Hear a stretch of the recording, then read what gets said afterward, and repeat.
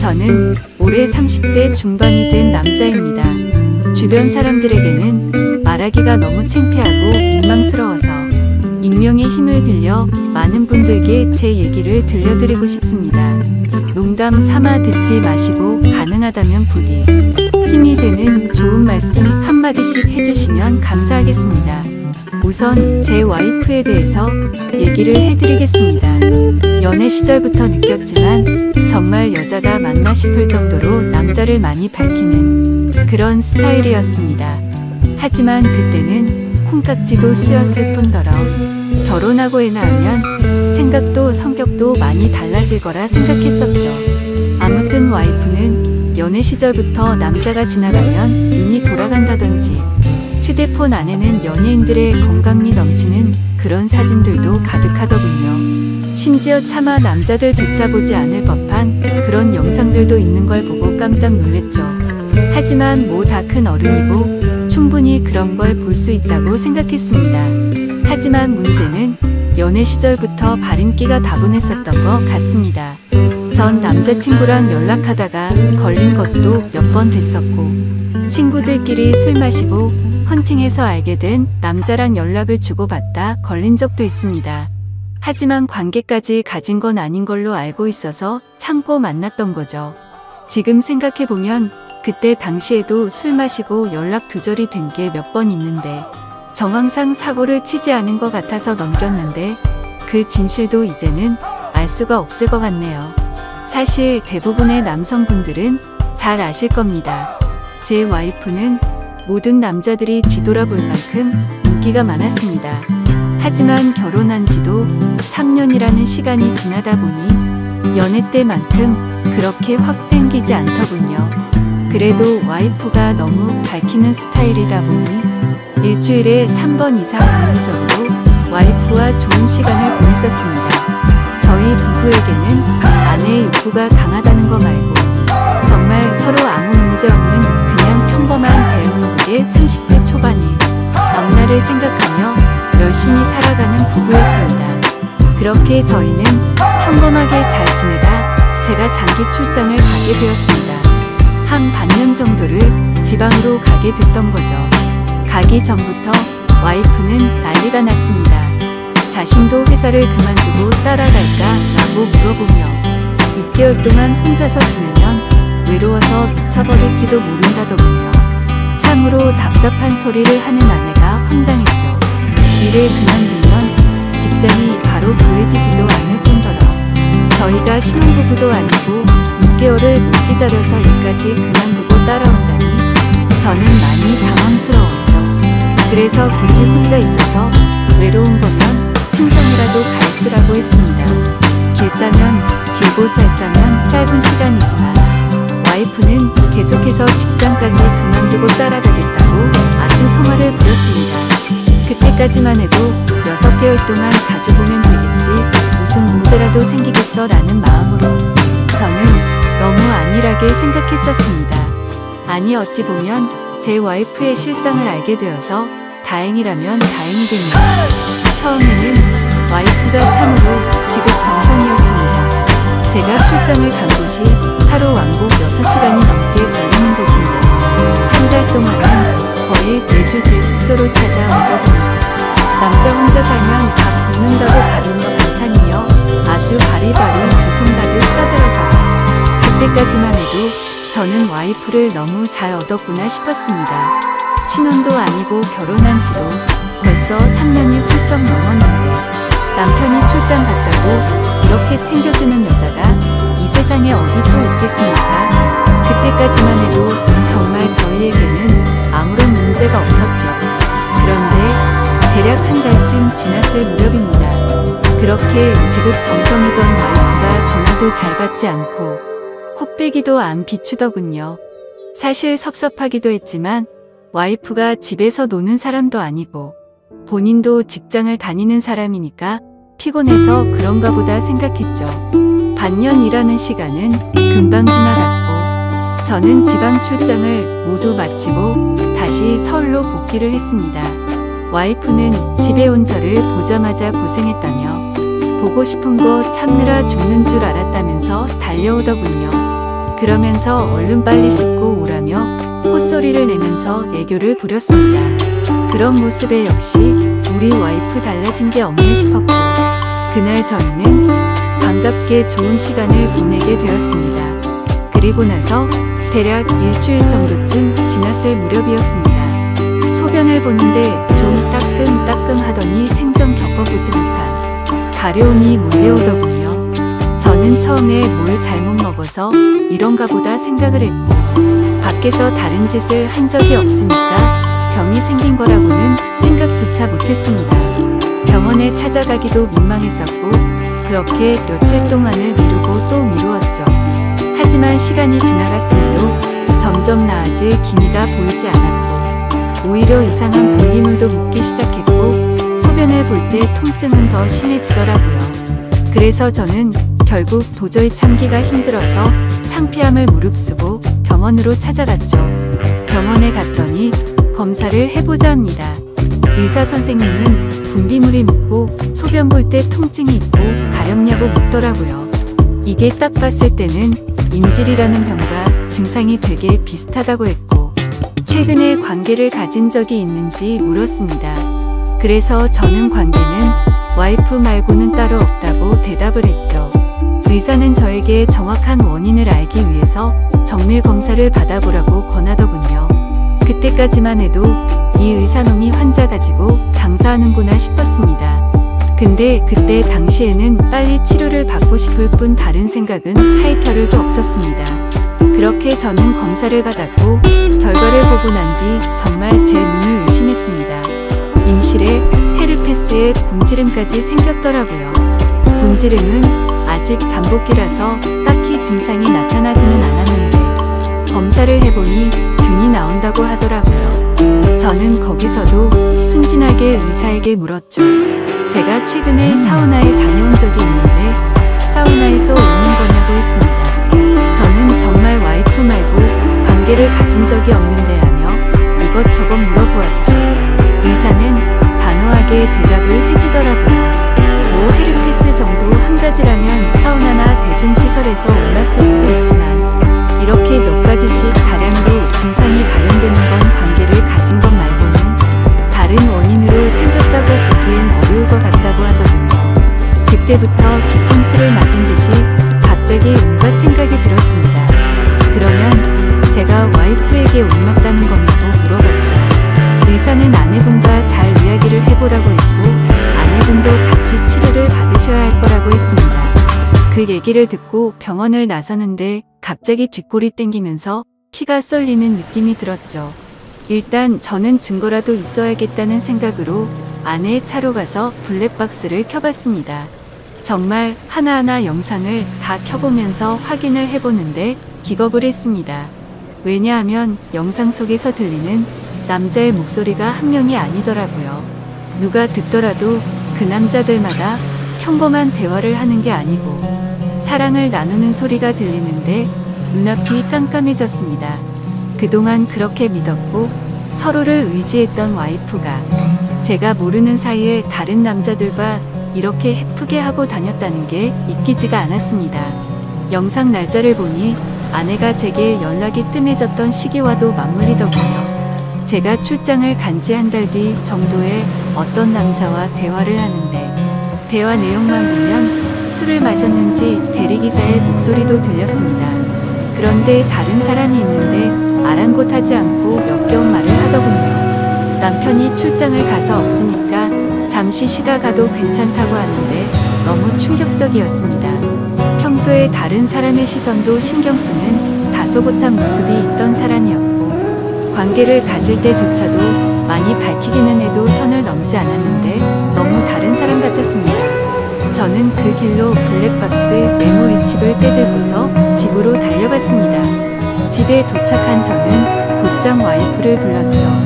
너 지금 내가 어디 갔다 온 줄 아냐고 했고, 비뇨기과 갔다 왔는데 너 도대체 나 없을 때 뭔 짓거리를 하고 다녔냐고 소리를 질렀습니다. 제가 막 소리를 지르면서 화를 내니까 와이프는 덜덜 떨며 무슨 소리냐고, 자신이 무슨 짓을 했다고 이러냐고 변명을 하더군요. 그래서 다시 물었습니다. 아무 일도 없는데 갑자기 갑자기 내 몸에 인질에 헤르페스에 거기다 분지름까지 생기냐고 했고, 나는 너 말고 다른 여자와 보낸 적이 없는데 그럼 이 병은 갑자기 하늘에서 뚝 떨어진 거냐고 했습니다. 내가 1년을 자리를 비운 것도 아니고 고작 6개월 비웠을 뿐인데 그새를 못 참고 딴 놈이랑 붙어 먹었냐고 말했고, 거짓말 할 생각은 하지 말라며 블랙박스 메모리 칩을 내려놨습니다. 지금부터 거짓말 할 생각 하지 말고 솔직히 말하라고 더 크게 소리를 질렀습니다. 제가 너무 흥분을 했고 증거자료까지 내밀면서 몰아붙이다 보니까 그제서야 와이프는 사실대로 실토하더군요. 아주 여기저기 다 정차하는 버스가 따로 없더군요. 처음에 너무 외로워서 그랬답니다. 회식을 하게 되었고 술에 취해서 결국 실수가 시작되었답니다. 평소부터 자신에게 잘 대해주던 직장 후배인데 같은 방향으로 가는 김에 차에 같이 타게 되었답니다. 근데 술에 너무 취해서 자신도 모르게 많이 외로웠답니다. 그래서 그냥 단순히 술을 한 잔만 더 하고 싶은 생각에 집으로 불러들였고 술을 더 마시다 실수를 해버렸다고 하더군요. 제게는 너무나 소중했던 제 보금자리에서 다른 남자놈이랑 물어나다니 정말 너무 화가 났고 역겨웠습니다. 그런데 이건 시작에 불과하더군요. 그날 이후로 곱게 풀린 망아지처럼 지냈더군요. 어차피 실수를 시작했고 죄책감에 오히려 더 막 나가게 됐답니다. 근데 참 이해가 안 가지 않나요? 상식적으로 실수를 했다면 더 자숙해야 하는데 오히려 더 이따위 짓을 했다는 걸 보면 언젠가는 이딴 짓을 하고 살았을 사람이란 걸 느꼈습니다. 같이 사고를 쳤던 남자들도 다양해서 참 대단하더군요. 직장 후배를 시작으로 유부녀라는 사람이 낯선 남자와도 시간을 보냈고 애인처럼 주기적으로 만난 사람까지 있더라고요. 저는 당장 그놈들 연락처 다 적으라고, 어떤 놈들인지 다 알아야겠다고 몇 번 했는지 또 어떤 놈인지 적으라고 했습니다. 와이프는 처음에 그걸 어떻게 다 기억하냐고 그러면서 못 적겠다고 하더군요. 정말 울컥하더군요. 그딴 짓을 해놓고서 어떻게 다 기억 못하냐면서 따졌습니다. 그럼 정 못 적겠으면 너네 친정집으로 가자고 했습니다. 지금 당장 너희 부모님 앞에서 추궁하겠다고 난리를 치니까 마지못해서 적기 시작하더군요. 참 기가 막혔습니다. 6개월이라는 짧은 기간 동안 시간을 보낸 남자가 무려 5명입니다. 한 번만 만나서 놀았던 놈은 3명이었고 직장 후배와는 3번의 만남을 더 가졌답니다. 가장 많이 만난 놈이랑은 셀 수도 없을 것 같더군요. 근데 더 충격적인 건 가장 많이 만났다는 그놈은 저도 알던 놈이었습니다. 왜냐하면 제가 와이프와 자주 가던 식당의 사장놈이었습니다. 심지어 이 사람은 50대 초반쯤인데 와이프와는 거의 20살 이상이 차이가 났던 거죠. 정말 자존감이 무너져내라고 충격적이었습니다. 그 사장놈과 가깝게 지낸 지도 오래되었고 그 집구석 부부와 저희 부부가 함께 술자리도 수차례 가졌기 때문에 배신감은 더 컸습니다. 그런데 도대체 이 사장놈이랑은 언제부터 이딴 짓거리를 했냐고 물었습니다. 관계를 시작하게 된 건 3개월 정도 됐다고 하더군요. 어느 날 와이프는 친구들이랑 그 식당에서 모임을 가지게 됐다고 했습니다. 늦은 시간까지 술자리는 길어졌고 천연덕스럽게 그 사장은 그 자리에 끼었답니다. 그래서 2차까지 가게 되었고 와이프는 술에 취하게 되었답니다. 평소 친분이 있던 식당 사장님이 데려다 준다고 해서 같이 차를 탔는데 거기까지만 기억이 나고 일어나 보니 같이 잠을 자고 있었다고 하더군요. 그래서 그날 이후부터는 계속해서 만남을 가져왔다고 했습니다. 아마도 이 인간이 없었더라면 더 많고 다양한 남자를 만났겠구나 싶었고 잊고 지낸 지도 오래된 사장놈에 대한 배신감은 이루 말할 수가 없었습니다. 그 사장놈은 저와는 나이차가 많이 났지만 많이 믿고 의지했던 사이였습니다. 와이프와 만나기 전부터도 친분을 가져왔었고 오죽하면 힘든 시기에는 제가 대출까지 받아가면서 도움을 줬던 사람입니다. 근데 그런 은인에게 이따위 짓을 하는 게 인간이 맞나요? 제 와이프도 인간 같지 않은 건 마찬가지입니다. 하룻밤을 비롯해 5명의 남자들과 만남을 가지고 그것도 모자라서 남편의 지인과 바람까지 피다니. 그것도 20살이 넘게 나이도 많고 자식까지 가진 유부남과 말이죠. 충격에 충격이 이어지다 보니 도대체 어디서부터 어떻게 화를 내야 할지 감조차 오지 않더라고요. 그래서 일단 저는 당장 휴대폰 잠금을 풀라고 했고 카톡을 열어서 메시지 내용을 봤습니다. 그동안의 메시지 내용은 지웠는지 오늘 날짜로 읽지 않은 메시지가 하나 와 있더군요. 이제 민철이가 출장 갔다 왔으니까 못 보는 거냐는 둥. 앞으로 조심하면 되니까 우리 변하지 말자는 둥 역겨운 대화가 와 있더군요. 정말 너무 참담해서 말도 안 나오고 아무 생각도 들지 않더라고요. 그냥 분노에 휩싸였을 뿐 아무것도 보이지가 않았습니다. 그래서 당장 아내를 이끌고 그 사장놈이 하고 있는 식당으로 갔습니다. 식당 안에는 손님들이 있었고 그 사장놈의 아내도 함께 있더군요. 그런데 그때 당시 제 눈에 이미 보이는 건 없었습니다. 들어가자마자 욕을 지르면서 불렀고 바로 멱살을 잡았습니다. 그 사장놈의 아내는 깜짝 놀라서 달려나와서 저를 뜯어말렸고 저는 온 동네에 소문이 나길 바라는 마음으로 큰 소리로 말했습니다. 이 인간 같지도 않은 인간이 무슨 짓 했는지 아냐고요. 제가 출장 간 사이에 제 와이프랑 바람 피우고부터 먹은 지 3개월이 됐다고 말해줬습니다. 와이프는 옆에 서서 울고 있었고 그 사장님의 아내도 충격을 먹었는지 저보다 더 화를 내면서 남편을 밀치고 멱살 잡고 난리가 났습니다. 그 사이에 손님들은 전부 다 밖으로 나가버렸고 진짜 짐승들처럼 뒤엉켜서 순식간에 객관이 되었습니다. 다음 날에는 그 직장 후배놈도 입증하기 위해서 와이프의 회사로 찾아갔습니다. 조금은 마음이 차분해져서 깽판을 치지는 않았고 다이렉트로 회사 대표와 만났습니다. 내 와이프가 여기 직장 동료랑 바람을 폈다. 딴 거 다 필요 없고 그 사람 자르라고 했습니다. 안 그러면 더 이상 어떤 꼴 날지 모른다고 하니까 바로 알겠다면서 죄송하다고 하더군요. 당연히 와이프도 이 회사에서 그냥 내보내라고 했습니다. 그딴 인간들 여기 둬봤자 여기에 도움될 거 없을 거니까 알아서 하라고 했죠. 와이프와는 이혼을 해야겠다는 생각으로 당분간 얼굴도 마주치지 말자고 했고 집에서 내쫓아 버렸습니다. 저 또한 맨정신으로 버틸 수가 없어서 회사에는 잘 얘기해서 휴가를 냈고 며칠 동안 집에 박혀서 술만 마시고 있었습니다. 옛날 생각도 나고 어떻게 이렇게 됐는지 웃다 울다 사람이 미쳐가는 게 한순간이더군요. 그렇게 3일 정도 지났을 무렵 그 사장놈에게서 메시지가 왔습니다. 저에게 사과를 해도 모자를 파네 오히려 뻔뻔하게 욕을 하더라고요. 조용히 일 처리를 하면 되지 굳이 그렇게까지 해야하면서 본인도 이혼 소송 진행 중이고 가게도 문을 닫게 됐다면서 징징거리는데 본인이 일을 저질러놓고 저더러 어쩌라는 건지 역겹고 짜증이 나서 저도 같이 싸웠습니다.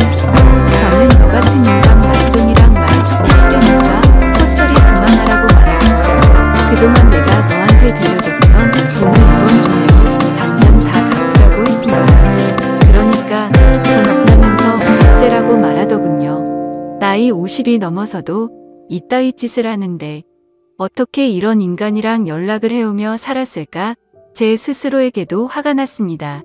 그때부터 이 인간 같지도 않은 놈이 저를 약올리기 위해서 비아냥거리기 시작하더군요. 제 와이프가 이렇게 해줬다 저렇게 해줬다부터 시작해서 또다시 저는 충격적인 얘기를 듣게 되었습니다. 참 파고 또 파도 끝이 없었네요. 너도 내 덕분에 이혼하게 된 걸 다행으로 알라면서 말하는데 지 친구놈과 셋이서도 어울렸다고 말하더군요. 진짜 이런 인간이었나 싶고 사람의 이중성에 환멸을 느꼈습니다. 와이프와 저는 연애 시절부터 결혼까지 거의 6년이란 시간을 함께 했습니다. 제가 알던 와이프가 맞나 싶을 정도로 또다시 큰 충격을 받았습니다. 이런 게 현실적으로 있을 수 있는 일인가 싶었습니다. 저는 곧바로 와이프에게 전화를 했고 이 말이 사실이냐고 물었죠. 그러자 한참을 말없이 가만히 있더군요. 그래서 저는 왜 말을 못하냐고 하니까 한숨을 쉬더니 적당히 하라면서 적반하장으로 짜증을 내더군요. 그러면서 내가 모를 건 이제